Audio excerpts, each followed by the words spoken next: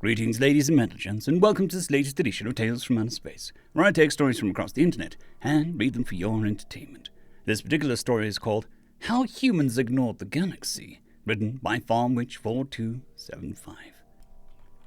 Galactic warfare is designed by the ebb and sway of tech, honor, and tactics.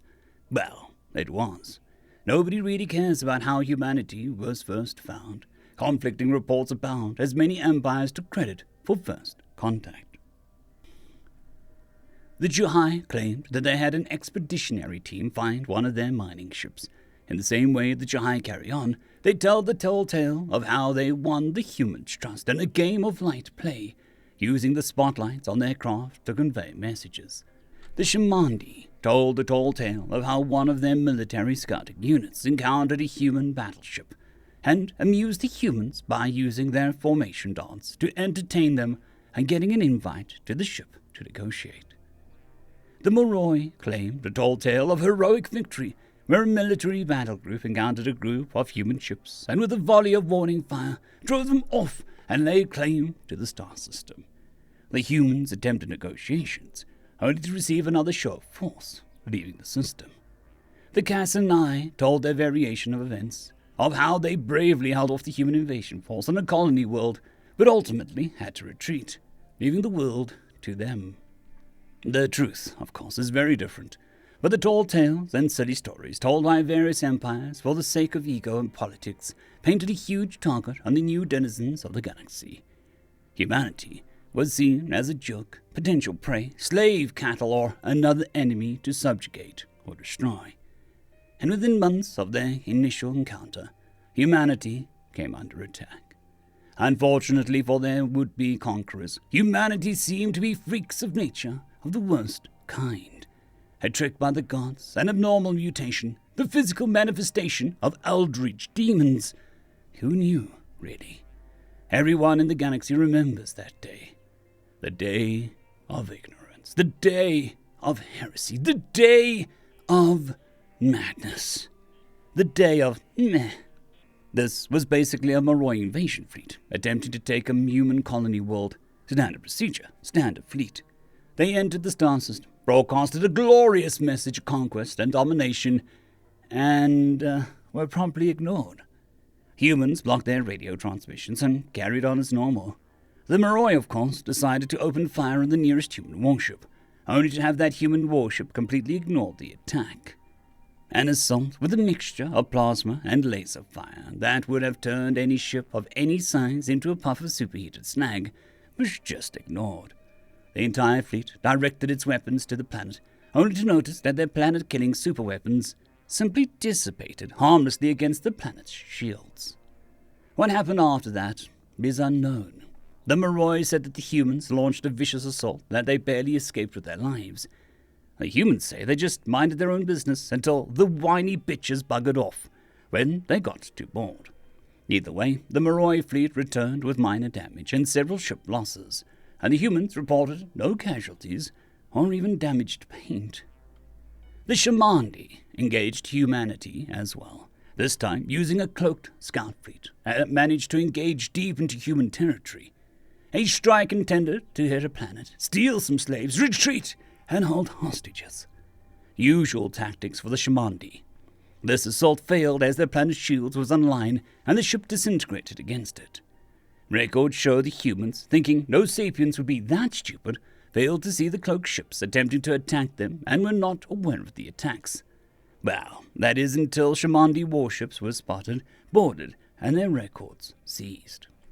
Dozens more incidents like this arose across the next galactic year, and every time there is a common occurrence. Humanity has shield technology on basically everything they own, and that shield technology is always potent enough to render any assault effectively nothing more than a waste of time, ammunition, and energy. The same cycle occurred at nearly every juncture and every attempt. Fleets the size and composition of every kind that would send horrified shocks through them would head to human space. These fleets would launch an assault that under any other circumstance would result in an overwhelming victory. But in this case, it wouldn't even scratch the paint. Thousands of warships of dreadnought, battleship, and battlecruiser size would fire in concert, a move that would vaporize entire planets, normally, would now dissipate and be little more than a pointless waste of effort and energy. Humanity, once a strange curiosity and potential conquest, had become a massive embarrassment for the warmongers of the galaxy. My emperor, Serenius XVI of Ulm clan, was the only one who noticed how severe a threat they are. Humans are an oddity and a joke for the galaxy because of one simple fact. They are the only species in the galaxy of thousands who have never endured a unification event of any kind. Humans have their own factions and are in a state of constant war with each other. Though human space carries across thousands of systems, barely 100 of those systems are at any one point under the control of any one faction. Humans are in constant state of war with each other. This explains their technological prowess with their shields. They are in constant state of tech evolution due to their infighting. Under normal circumstances, that would basically be an open invitation from other races to walk in the front door and help themselves to what isn't glued to the floor. Due to their ridiculous shield tech, the door is effectively welded shut, while there is an active domestic assault taking place in the room, which everyone seems to be okay with, for some reason. The Emperor decided that we as a nation would take a different path when it came to the humans. Their borders were rapidly expanding and encroaching on our territory at the edge of the galaxy. It was starting to become rather scary how many human ships our border patrols were turning away from our borders. Of course, all of these ships would apologize for being there and promptly leave when asked to. But it was only a matter of time when one would show up and say, "Nah, mine now," or some variant of it. Our weapons tech was nowhere near potent enough to take them down or even scratch the paint. So if they encroached in our territory, they would be effectively unstoppable. So we were effectively at an impasse. So here we are, 5 long years, human years at least, after first contact with the Juhai, standing with a small warship fleet on the outskirts of a human star system. My emperor sat in the captain's chair on the bridge, choosing to forego the usual flagship and gildings in exchange for a show of humility. I still had no idea what his intentions were, but one would be an idiot for ignoring his orders. "My Emperor, we are in range with human radio communications. We are already intercepting transmissions. They have known that we were coming, apparently. Shields are already operational," the first officer said. I predicted as much. Open a radio channel and bring us close to the human starbase in the system," he commanded. "Yes, my lord," I replied and did as commanded. I looked up at him and nodded as the order was carried out. We quickly moved at sublight speeds and arrived near the starbase, what looked like a bustling trade hub of some kind. The Emperor began a broadcast. "To any human who hears this message, I am Emperor Serenius, the 16th of the Ulm clan, and I have a message from the Serenai Imperium. I am not here to supply an ultimatum or declare war. I would simply like to talk to you about something. May we please come in and talk in person?" All of us had a double take, as the humans would call it, and wondered what the hell he was up to. His response was heard immediately. "I am Admiral Navarro Quinn. Proceed to Bay 15 through 28. They are indicated by yellow flashing lights. Please watch your step." The Emperor nodded at us and snapped his long pink fingers. We wordlessly carried out his orders, and our entire fleet docked with the station. The Emperor, along with myself and several guards, walked out of the ship and into the station, where a swarm of eyes and heavily armed soldiers were waiting for us. The human admiral was waiting there along with his own contingent of officers. "Welcome to Atlantic Station. What can I do for you?" "I am receiving repeated reports of your human ships, scout fleets, and mining vessels encroaching on our border to the southeast of your space. I have gotten many reports from my own ships about your technological prowess, especially how your shields make you basically invulnerable. I'm here in person to make some, requests." The Emperor spoke calmly and stoically. Well, we have already sent out a message and put navigation beacons to warn ships away from your borders. But some people just don't listen, I guess. We will start installing trade tariffs on trespassers, if you like," the human admiral replied, seemingly genuinely in earnest. What about the reports of your ships appearing above homeworlds? Ours was encroached on a few months ago, the Emperor said. What do those ships look like? Were they, that one, the Admiral said, pointing to a screen display nearby, showing a strange-looking warship with a scarlet and red and gold paint scheme. Yes, that one. Well, those ships belong to a sort of religious sect that exists in human space.